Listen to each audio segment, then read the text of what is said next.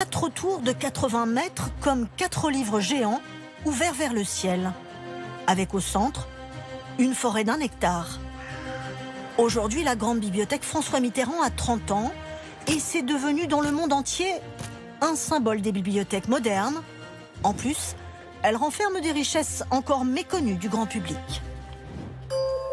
Des espaces immenses, du béton, du métal, du verre et des kilomètres de moquettes rouges. Encore aujourd'hui, la très grande bibliothèque fait beaucoup parler d'elle.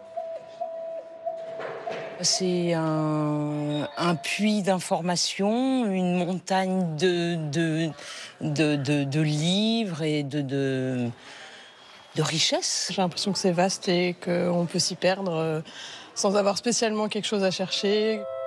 Au cœur de la très grande bibliothèque, on trouve la réserve des livres rares, avec par exemple la Bible de Gutenberg sur parchemin du XVe siècle. Il n'en existe que 4 exemplaires au monde. Il s'agit du premier livre imprimé avec des caractères mobiles en Occident. Donc, c'est le livre par excellence de l'innovation technique qui est celui de l'imprimerie telle que nous la connaissons aujourd'hui encore. Il y a tout juste 30 ans, François Mitterrand a choisi un jeune architecte inconnu, Dominique Perrault, pour créer le temple du savoir dont il rêvait. Et malgré son architecture révolutionnaire à l'époque, il crée un lieu pratique dédié au public.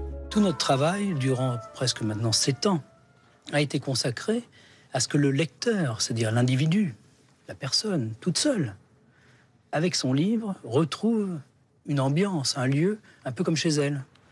Dans ces immenses salles de lecture, 4000 personnes par jour peuvent consulter 14 millions de documents dans le plus grand silence.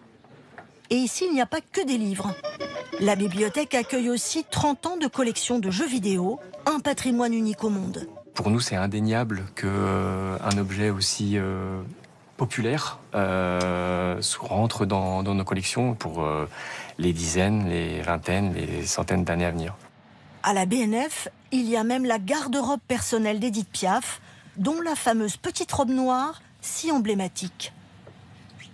Elle en a fait en quelque sorte sa marque de fabrique, le cadre dans lequel sa voix était projetée sur scène.